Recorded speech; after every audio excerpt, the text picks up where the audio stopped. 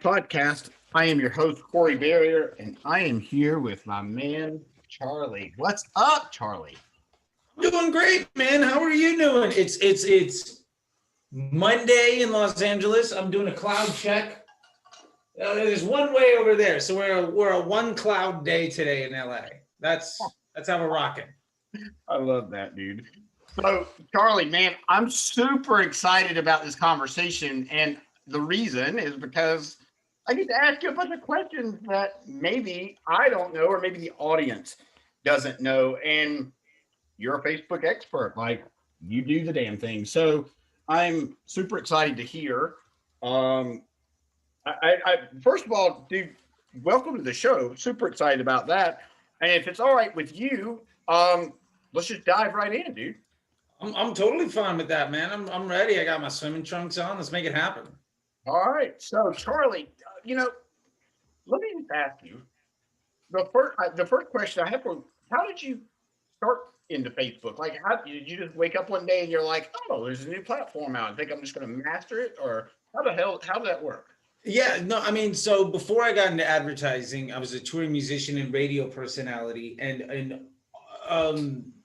that career ended due to a national scandal with a sex tape of a professional wrestler and a very famous New York talk radio host pulling his funding from a less famous Tampa, Florida talk show radio host.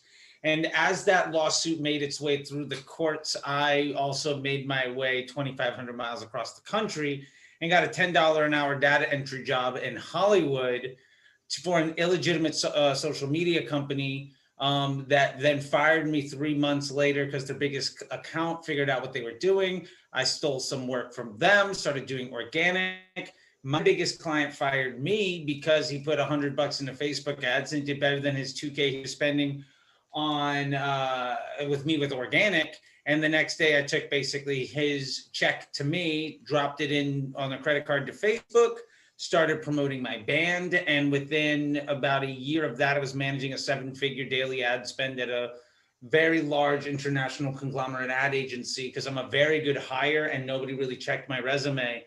And basically I was a terrible employee that favored testing and taking care of the client far more than the bottom line for the ad agency. And I effectively just failed my way up and became known by Facebook as somebody that was very good at determining how best to use their products.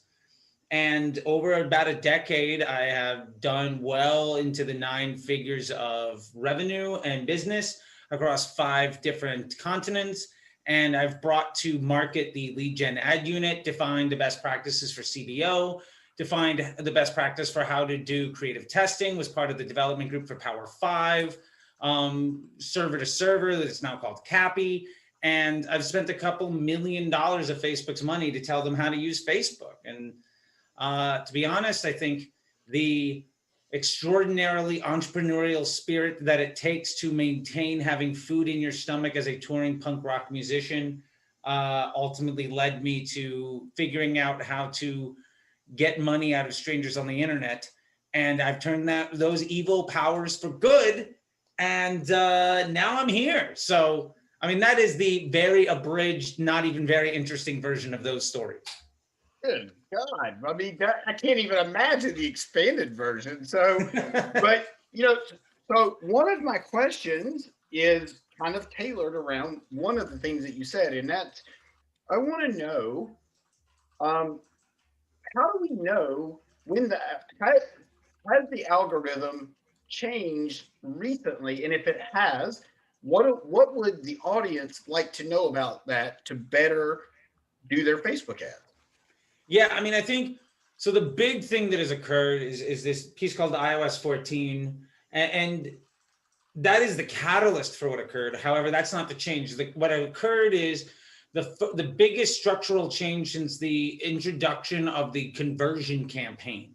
I remember running 7 figures a day before there was a Facebook pixel, before the conversion campaign existed. And Optimized CPM, the conversion campaign, when it came out, was doomsday like apocalypse, the world is going to end, end of everything as we know it. It ended up being a core element. And we saw the same thing 5 other times since. Never that big. So what happened now is this introduction of aggregated events management, which is just basically a different way that Facebook is collating their data, which basically means the internal database. Facebook, when you look at it, is a giant pivot table with things that you can implement, just like Excel, right? Or Google Sheets. God bless yourself if you're trying to use pivot tables on Google Sheets. But so what we're seeing now is data as a percent, in the interest of privacy, which is an ongoing effort from iOS 12, iOS 13, CCPA, GDPR, all of these fun different acronyms that everybody can throw around to, monger some fear. What we're seeing is a less and less ability for the unfair advantage of Facebook as having this extraordinarily high amount of data on a user, less and less ability to take advantage of that in a way that people have relied upon for years. Now, what that really means is the people that have focused their business practices not by implementing what Facebook says you should do, but by leveraging what worked for them in a shorter fashion that was less reliant on the customer journey and more reliant on hacking the platform, those people are going to be suffering more and more. And one of the biggest scares that was really put out was by ad agencies and Facebook experts that really relied upon what we call delayed attribution. So up until a month or so ago, maybe 2 months ago, you were able to report your results on what they called a 28-day click. And what that really meant was you were able to say, well, somebody clicked on this Facebook ad 28 days ago and then a sale happened, so I can take credit for that, which when you say it out loud in a sentence completely makes no sense at all.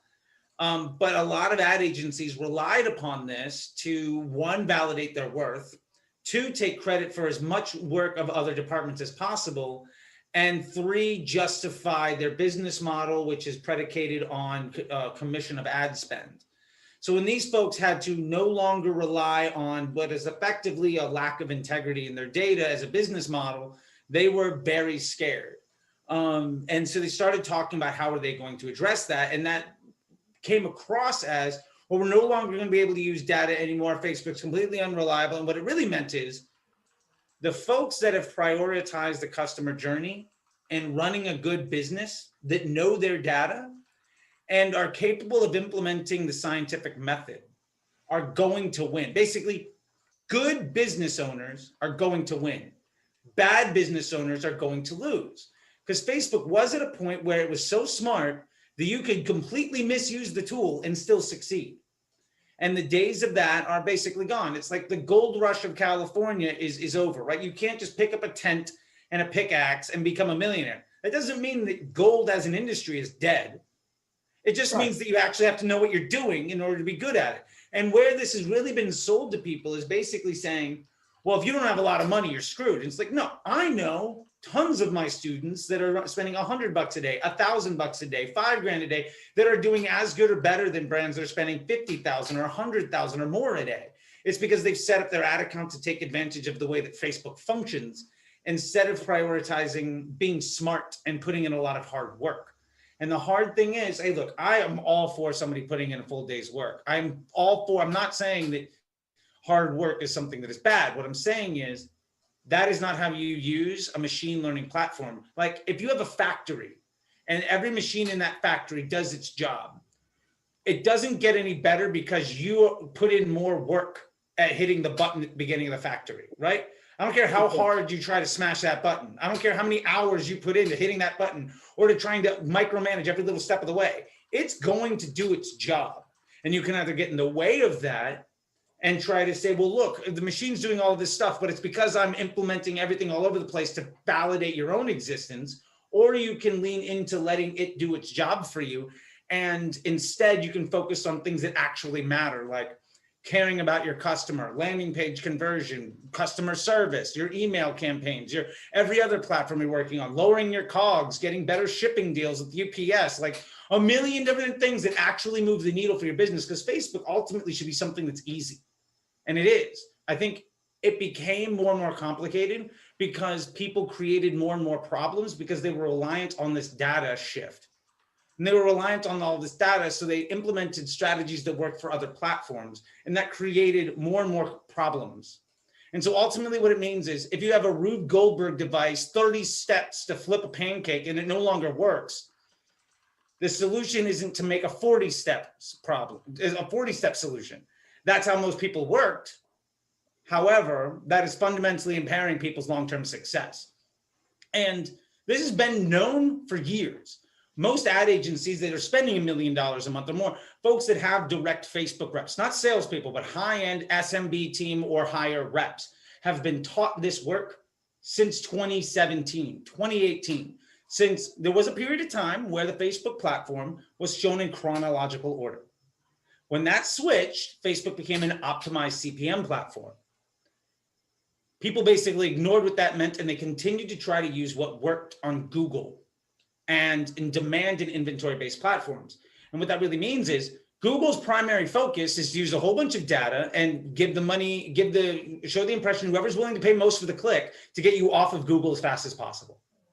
Facebook deals in eyeballs for profit. Their number one objective is to keep you on the platform for as long as possible.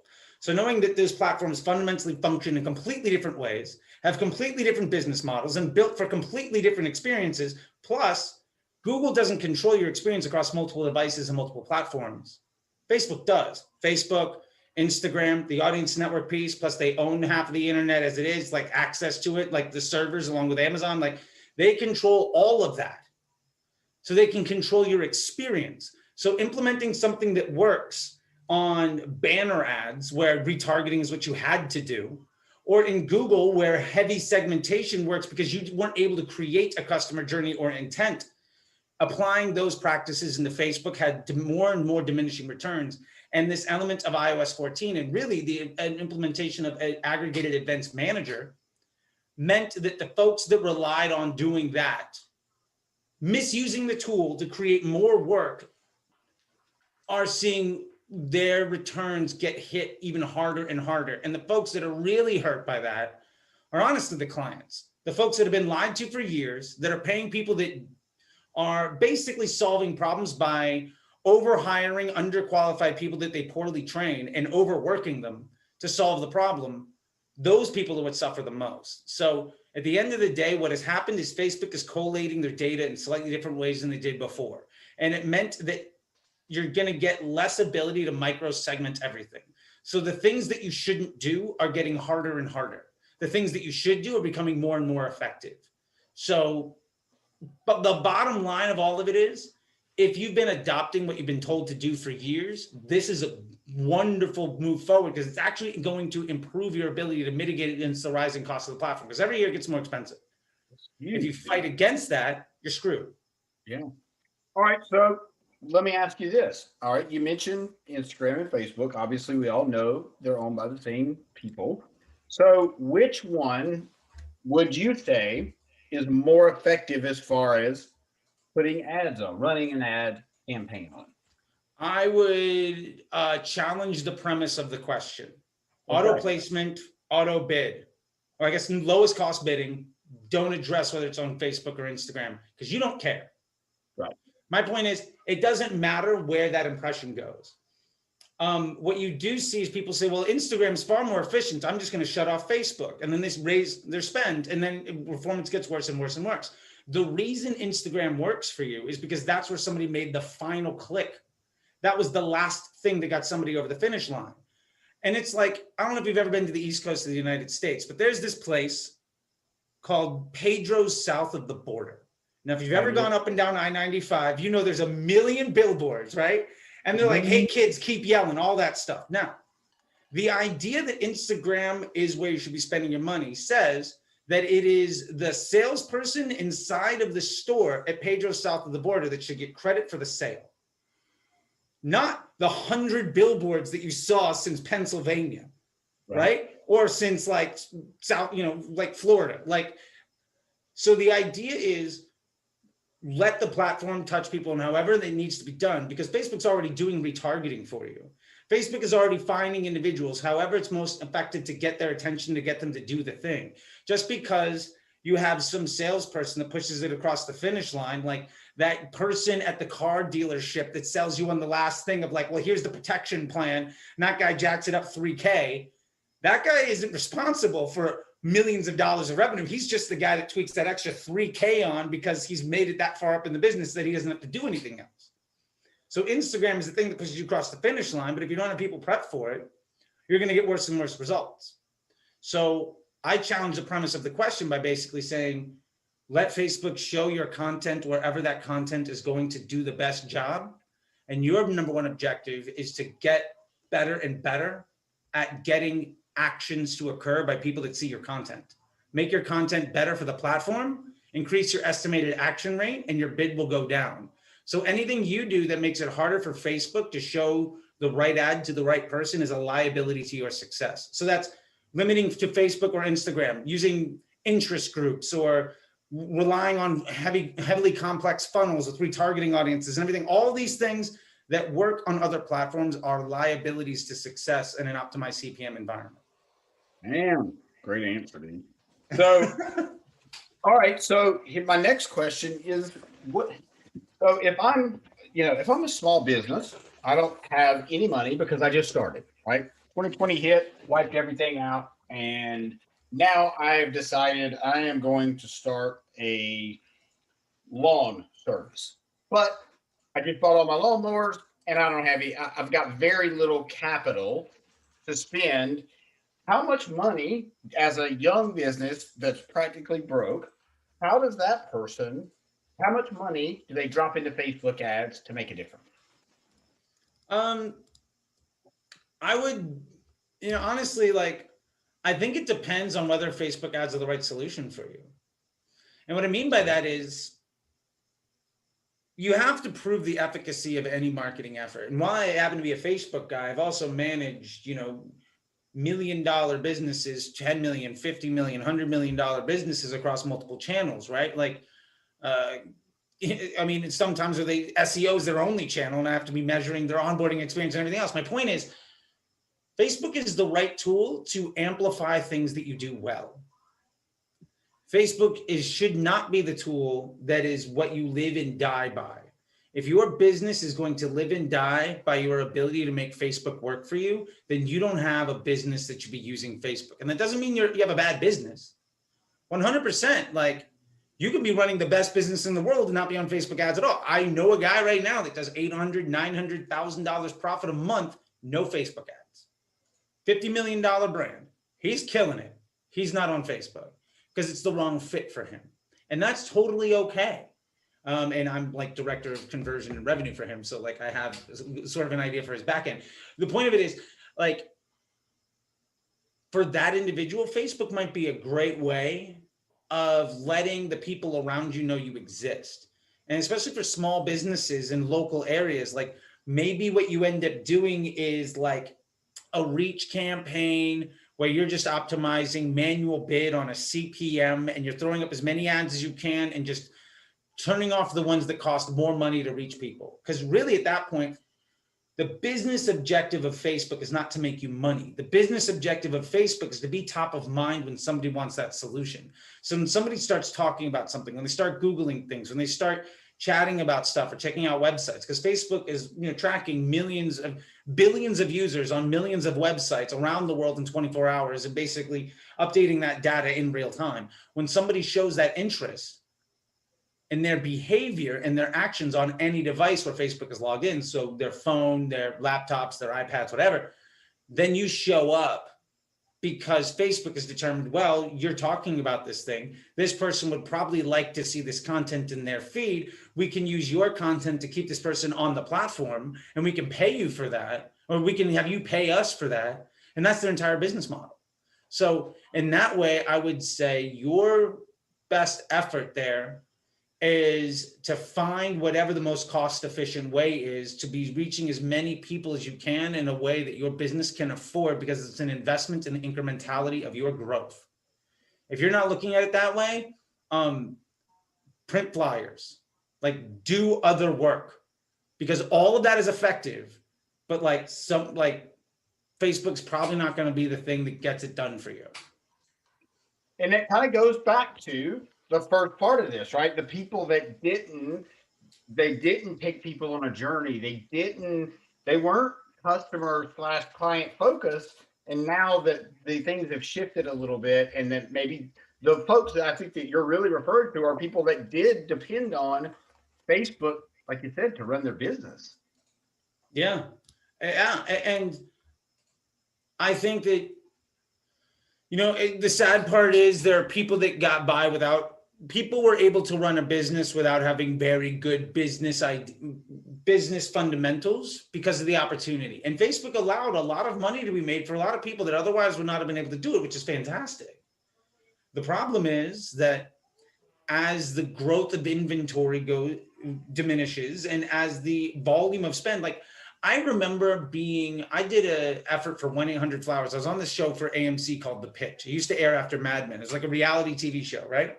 Reality game show. And it was to be the AOR for 1-800-Flowers. And you had to do something completely ridiculous and innovative. You had to spend $100,000 and you couldn't use television or radio or print to promote the brand. Now, mind you, today, like, okay, great, I'm going to go on Facebook ads. Right. At the time, that wasn't an option. This is like 2013. That wasn't a choice. Like that wasn't on the table. That was not something you could do. Fundamentally, that wasn't even that wasn't something that was an available choice. So we had to solve the problem that way. And we invented something called social gifting. And we basically made it so that you could buy something for somebody else. And we did this, I got a whole YouTube video. My point is, I'm not going to try to sell you on that. My point is that we were able to make that work at the time because we were using the platform in a way that allowed us to increase the ability for that brand to see value from it. And what we did was we had these $5, 1-800-Flowers has these $5 cookies, smiley face. Now $5 for a cookie is probably too much, but it's delivered, right? So what we did is we said, okay, you get this cookie, you scan this QR code, it brings you to this Facebook group, you join the Facebook group, you say, hey, I got it, and you can pick one of your friends and we'll send it to them for free. So we did 20,000 of those. They built a Facebook group of 20,000 people. Their average AOV on that 20,000 people over the next year was about $50. So they made $1 million by giving away 20,000 cookies. Damn. So my point there is we used the platform to amplify something that reinforced that business's core competencies, right? They had an email game. They had all of that other stuff. So in that way, basically, for you on Facebook, if you're really good at something, use Facebook to amplify that. And a lot of times that means like maybe what your best at is my email game is strong. My site looks like shit. I'm not good at customer service, whatever, but my email game is strong. Great. Get people, use Facebook ads to get as many leads as you can so you can grow this giant pool so their email game can do something well. And that's why some people are crushing it influencer, and the exact same brand run by somebody else is going to be really good at YouTube. Like, there's a million ways to market something. Sure. So it's all just built around this idea of using the tool properly. So yeah, I agree, and that's such a different.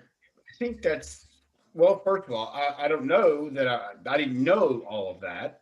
I didn't know the cookie story, which I think is phenomenal, and I think that's a great point to highlight, because groups are something that's another question that I had for you. Are groups still the way to go? Facebook groups. And I say that in a way, in a bit from a business standpoint. Like, let's just say, yeah. Yeah, I mean, I think Facebook is moving more and more to the groups. So what we did then was, it was a Facebook page, right? And at the time, everybody was bidding for page likes because that was giving you the greatest reach, right? And like those are the first big Facebook campaigns, were page like campaigns. Just get people to like my page, right? And it was basically traffic, because Facebook page was your website. Facebook groups are still very good. I think they're wildly underutilized. And I mean, I've used them I've monetized the shit out of Facebook groups. Like I've got one myself. It's about 12,000, 13,000 people. And I've got several, very nice streams of income that come from monetizing that attention. I've also worked with plenty of other brands where we built, 8,000 person or 300,000 person Facebook groups. And I think that it's incredibly valuable for you to own attention in a specific way that allows you to address people in a way that you can monetize. Whatever that looks like is really strong for you. For me, I'm garbage at email, but I can go into a Facebook group and I'll probably get the same, like what you consider open rate on an email. Like if I have 100 people in a Facebook group and I get 12 people to look at a video, I'm going to whine about the Facebook group and like my reach sucks. But if I get a 12% open rate on an email, I'm like the greatest email marketer of all time. So understand like what it is that you're talking about. It's all monetized attention. So understand what you're good at and lean into it. And in that case, like plenty of brands are killing it with Facebook groups. And I don't see any reason why that should in any way depreciate. I think it's just another tool that if you use properly can be an incredible asset for you. I mean, it's a CRM database, right? So it's the same thing as buying leads. Like it's Glengarry, Glen Ross. Like like it's just getting leads, always be closing. If you have a lead full of people that are excited about what you have to do and you haven't sold them yet and you're just using that to mature them through the process, awesome. So any tool is only as good as the person using it. And there are really poorly designed tools that one nut job has figured out how to make $1 million off of. And if you're going to try to tell him he's wrong for doing it, well, he's doing better than you are, so you should shut up. Like, so like, that's my point to it. And I think that there's no reason for that to go away. Yeah, I think you're right. I totally think you're right. So, all right. So, targeting, right? We hear about targeting. We hear about retargeting. Can you break that down for, let's just say I'm a small HVAC company and I want to target people that I think could use my product and service. How would I go about doing that? And if I know nothing about targeting, but I hear the buzz and maybe I've heard people talk about it, whatever. Right? Yeah. So, yeah, how would you suggest somebody that owns a small HVAC company target their ideal customer? Yeah, I mean, I think create ads that talk to the people that have needs, right? So who needs an HVAC person? Someone that needs their air conditioning fixed, somebody that just bought a house, somebody doing renovating. Know your customer. Great. Those are your headlines. Your content should be whatever, you think sells, your HVAC, and your copy can just be talking about value adds or quality or all this stuff. But at the end of the day, like the easiest way to win that game is dynamic creative, 5 different headlines, which are all different use cases for your brand, different sets of copy that sell people. Because when you're doing HVAC, you're not selling a product, you're selling confidence in a service, right? Yeah. So your copy, the words above and below the image are basically saying, that's me. And then the picture is something to grab their attention. So as far as targeting is concerned, age, gender, location, those are the only targeting elements you ever need inside of Facebook, unless you're spending well over $1 million a year. That's $2,740 a day. If you're not at least $3,000, you don't need more than that. And if you're in HVAC, there's no way you're going to spend that much. I mean, even in New York, there's just not enough inventory, right, of users to be spending like millions of dollars a year. So for there, like your targeting is age, gender, location. People over the age of maybe 20, depending on where you are and what a homeowner looks like there. I mean, a homeowner in Indiana or in Atlanta or in Oklahoma is going to be very different than a homeowner in LA. I mean, I just bought my first home here in LA. I'm 37. Most of my friends are still like renting. Because it's like homes $1 million, right? Like, I mean, a shack is like 800 grand. So like, who's going to buy it? So understand where your market is. If your market is the people I can service, awesome. I'm a 5-mile radius from this address. Great. Drop that address in 5 miles, run one dynamic creative. And the sole purpose of that thing is to reach people for as cheap as possible. And then get rid of anything that gets in the way of that. That makes sense. And first, you got to know who you're targeting, right? You got to know who that person is. For that, like you target with the ad, you target with your creative.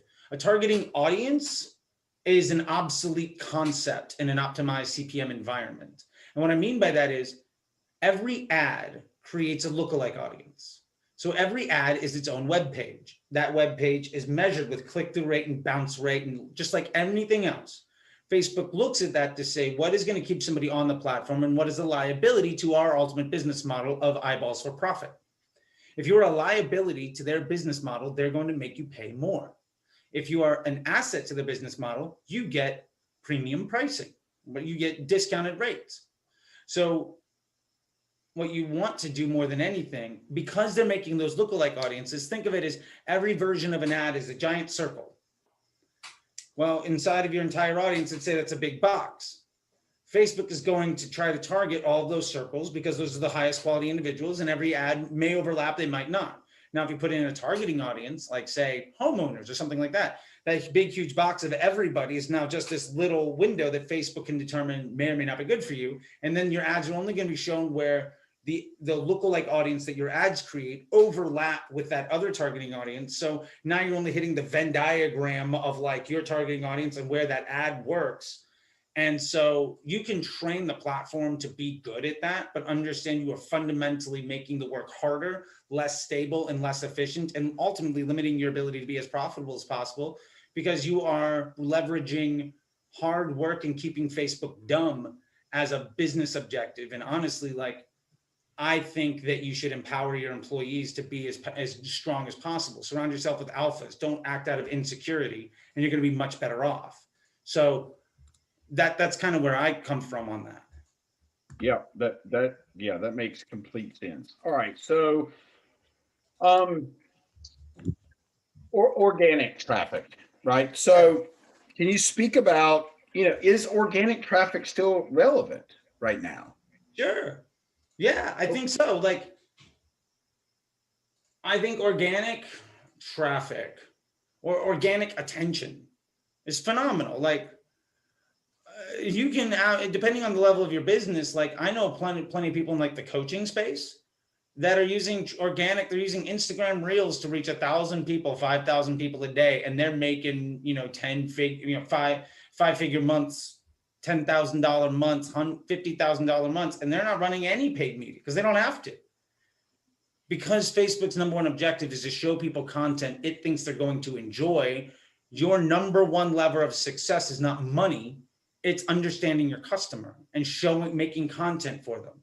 So the person with the biggest pocketbook will lose to the person that makes the best content 9 times out of 10. Unless you can just afford to burn money. And there are a lot of brands that can completely afford to burn money because their business model is not built around being profitable. They might be in a market share acquisition spot because their funder, the bank has basically said, go get as much of the market share as possible. Like if you want to compete against Uber or Airbnb, you're not going to do it by being profitable. You're going to do it by stealing as much market share. Like Verbo is not running on we're making month over month profit gains. They're running on we're stealing as much business from Airbnb as possible, and then we're going to turn that around into something that's profitable. But they're remaining less than profitable for as long as possible because that ultimately gives them a larger mountaintop when they do decide that profitability is their business objective. And I mean, a lot of small businesses probably don't have to deal with that, but the point is everybody's motivation is different. Like when I was spending $1 million a day for CBS, we had no interest in making money. We were using interest groups and targeting to understand who best to sell advertising space on our TV shows to. So when you're trying to be clever by targeting an interest group, understand that there's a million assholes out there dropping 7 figures a day for market research. You're never going to beat them because they don't even need to make money. Making money isn't even anywhere on their business objective. And if you have a room full of people with fuck you money, and you're trying to run a legitimate business, you're screwed. Yeah. But if you can give a shit about your customer and make things that talk to their pain points and get their attention, you don't have to pay a dime and you're going to make a lot of money. 100%, dude. Because it is about, look, and I know you'll agree with this, people don't buy for their reasons. They don't buy for your reasons. They buy for their reasons. Yeah, absolutely. And so you have to understand what those reasons are. I think it's infinitely more impactful to do market research with your desired customer base and to understand who that customer is than to drop $1 million on creative testing. Like you can get the Harmon brothers to make you the next, amazing video. And I'll probably net out ahead of you if I do 4 or 5, if I'm on calls with customer service every day. If I talk to customers on a daily basis, I'm going to beat you. until you can spend enough money to pay off the Harmon brothers, plus all the market research that it takes. It's going to take you a year to maybe catch up to where I'm at. Now, you might beat me in the long game, but like if we're talking about where we're against each other and you can drop $1 million on one 30-second spot, like I'm going to be able to amplify that attention at a level that is going to take you years to be able to catch up with. And I mean, look, Squatty Potty made a ton of money off of that, but they built off of understanding their customer at a very core element. So they weren't coming out of the gate with that. They were doing stuff for a decade before that. They were force multiplying their consumer knowledge. That is why that crushed for them. And you see some amazing ads where you have no clue who the advertiser was, and that business is not able to buy a Super Bowl ad the next year because they fired everybody. Like that happens all the time. Right. So it's kind of like what you were describing earlier. It's like the signs leading up to south of the border, right? So what you're saying is Squatty Potty, they put the signs out before they got to the destination. Sure. Right? Yeah. I mean, they were on. They were, supporting podcasts for like 10 years. Like RuPaul's podcast was doing Squatty Potty things for like 7 years before the Harmon Brothers thing came out. Right? Like the fact is, they knew their market. They maximized every effort. They understood who their customer was, and they understood, okay, if we want to make a splash outside of our safe zone, we're going to reach out to people that can fundamentally bring us to mass market. And they did that because that was the right next move. Not because, well, we want to make $1 million. We started a little business yesterday. We're going to hire these creative geniuses and then hopefully things work out. Like that's not what happened. And honestly, the Harmon brothers, they don't take business from people like that. Like they have no desire to attach themselves to people that are not going to be successful. And that's one reason why landing them is huge. Like VaynerMedia is another one that's like that. Gary's not like signing off on every contract, but they don't take business that they're not going to win on because they don't have to. They're not in the sales business because they do good work, And so I think that's ultimately like, if you're really trying to understand what success looks like, it's fundamentally built off of knowing your customer, which is ultimately why these privacy concerns that we're seeing on Facebook are going to limit the folks that run bad businesses. And it's not necessarily that the business is bad, but if you don't have good business acumen, your ability to succeed because of a wicked Facebook ad is probably pretty low. And there's always going to be a unicorn that's going to just come out of nowhere that has no idea what they're doing, that just hit a jackpot and made $1 million, and that's fantastic. And I hope there's as many of them as possible. But getting lucky should not be a core element of your business model. No, I think that's a bad business model. Yeah, like go pull lottery tickets. You have a better chance of making $1 million, and you're not going to have a ton of people coming after you. Right. And if you've ever read the odds on the back of a lottery ticket, you know that that's pretty slim that the chances are you. Yeah, and probably still better than making $1 million on Facebook without giving a shit about your customer. Right. That's priceless, dude. I love it. So I did want to go ahead and, Charlie, I think it's important to take some questions from the audience. Let's do it, man. I can do this stuff all day, man. Look, nothing helps me better than solving people's problems. I've been solving people's problems for nearly a decade. And what that means is every time I go into a room and somebody's got some humdinger and they think they got me licked, I've already talked to 20 people that haven't handled that problem and saw 5 of them through it. And I understood what didn't work for the other 15, so I can solve your problem. And now it's just fun. Because I'm a nerd and I like making money and I like attention. So I'm good at 3 things: attention, money, and eating an ungodly amount of food. Those are the 3 things that I'm good at. I'm bad at a lot of stuff that I enjoy doing, but those are the 3 things that I'm like genuinely better than most people in a room. I'm also like an obnoxiously good bowler for no good reason. I'm surprised that I'm an obnoxiously good frisbee golf player. There you go. Like, it's weird. Yeah, like, hey, man, for whatever reason, like, I've been bowling in probably 1.5 years, 2 years. I went bowling like a week ago, and it was like 220, 217, and then like a 160 game. And I was pissed that I got a 160. And it's just like, oh, I haven't done this in forever. Let's just shoots the shit. Oh, hey, look at that. I no closed frames. Cool. I mean, all closed frames. Cool. I'm solid. I know enough to know the vernacular of I got no ham bones, but I had closed frames all the way through. And that's about as good as I'm gonna get. But I'm again obnoxious at something. And I basically only invest my time and energy into things that I'm already better than most people because I don't That like makes losing. sense. That's why. Yeah. Yeah. And why would you focus on areas you suck at? Let somebody else focus on Right? those areas. I get that you can always get better at things, but I feel like what the truly elite move, especially in businesses, surround yourself with people that are better than you at every single thing you're not the best in the room at. And you're going to get better. I mean, the best business people I know are the worst person at the room at everything other than deciding the direction of the business. Those people, filthy rich because they invested in it, right? Like they have the luxury of overpaying for talent and they just hired like by the time somebody hires me to do their work, I am not only the best guy in the room, I'm the best person they talk to in a year about getting the job done. And that's great. That means that they don't have to worry about it anymore. They're paying me for the lack of worry and the confidence, right? Yeah. And that's what it should be about. Surround yourself with alphas and life is going to be good. You can either run off of ego or you can be successful. Ego is not your amigo. There you go, my man. I love it. That is one of my favorite sayings. Yeah. So, all right. So we do have, hey, Christina, would you like to ask Charley a question?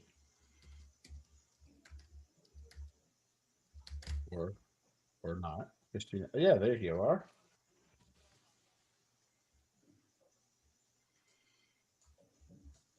All right, so Callie, we cannot hear the volume. So Charley, I know you're a huge fan of creative testing. Mhm. What's some really fun like clashes where you've seen like, hey, let's try 5 totally different things that you got an unexpected result, or have you seen that like really surprisingly play out? Yeah, I mean, one of my big clients, or where I learned a lot, was in this brand 310 Nutrition. And we brought them from about 8 million to an SPAC. They're almost to a Deloitte, and they fell about 5 million short of a 9-figure valuation. So a bit of a heartbreaker, but a great success story, but ultimately one that ended with a lot of people leaving the company. Anyway, and aside, my apologies. But one of the great things we found with them is they were really built around influencer stuff, right? In a way that like influencer was not a thing yet, right? I mean, we're talking 2016, 2017, paying celebrities like Real Housewives, like $1,000 a month to take 5 pictures and do stuff. And one of the things that we found, like, it was so bizarre trying a bunch of different ideas with them. And I loved that guy was like, I want to make a $10,000, I want a $10,000 lesson.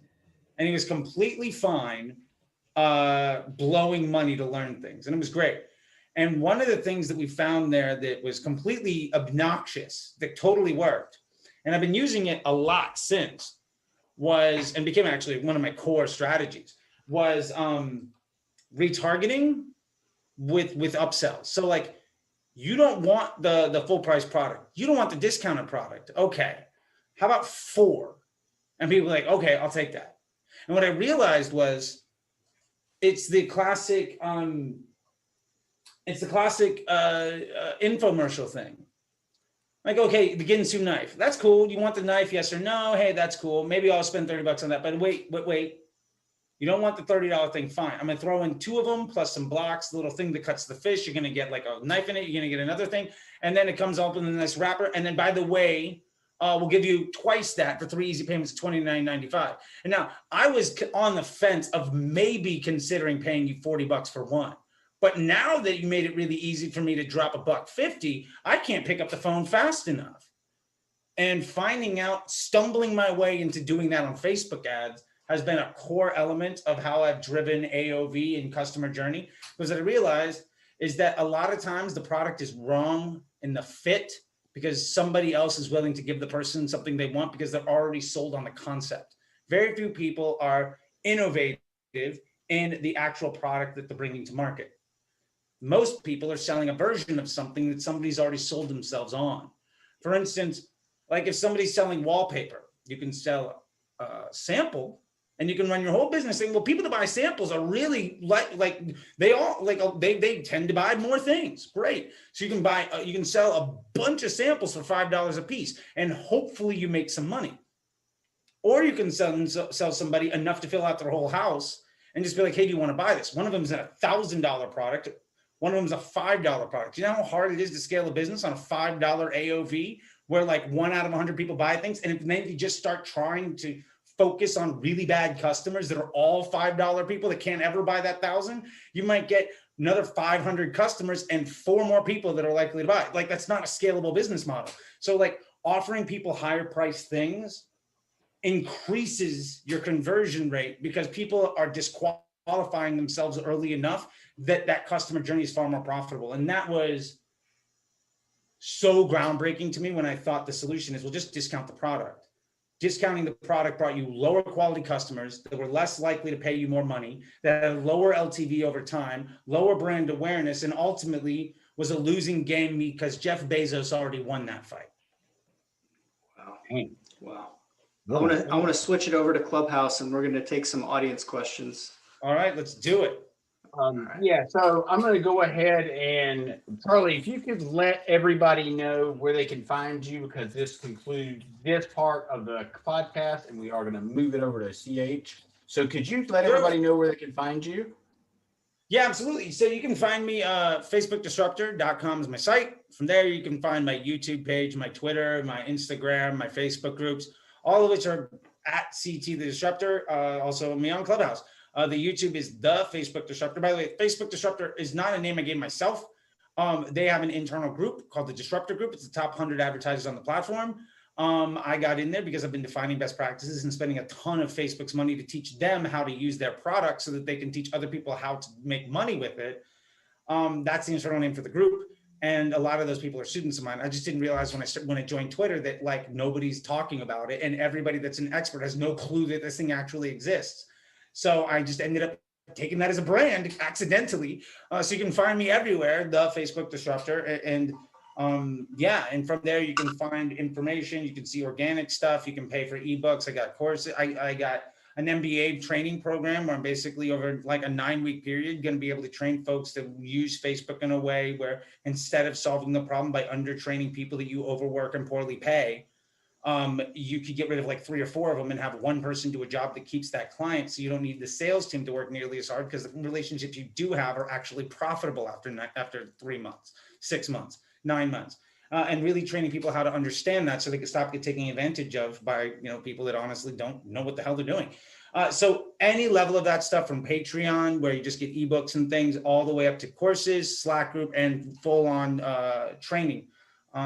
Over the years, just everybody asked me for more and more stuff, and I didn't want to. Fine, here it is. And then 5 years later, now I've got a solution for everybody, and it has made my life great because all I did was respond to overwhelming market demand, and I've had no losses. So taking my own advice, that's what I'm doing. So find me at facebookdisruptor.com, and I'd love to talk to anybody. Honestly, I am a bit of a nerd, and I'm legitimately kind of obsessed with helping people like measure, test, and scale their ad accounts. And that primarily just comes from I had enough experts sell my work and lie about their version of the results that I kind of have this chip on my shoulder. Honestly, like where it really broke the dam for me was Tim Bird selling the cloud CBO, which is 100% my bucket-based CBO case study from a year and a half before. Word for word, he did it on stage for 20 minutes, sold it for $700. When that happened, I was at a convention in Vegas when he filmed that. And I was like, holy shit, I wrote this deck. And from then on, I was like, screw it. I've picked my side. And my goal is to help people out so that low integrity individuals who require fear mongering and a lack of overall business acumen to succeed, they're in my crosshairs, and we are aligned in an immortal battle to the death, and I'm going to come out on top one way or the other. And I'm very happy about it. So that's where you can find me. Perfect, Charlie. Appreciate it, my man. I'll let you know when this drops, and really appreciate you coming on today. And thank you, sir.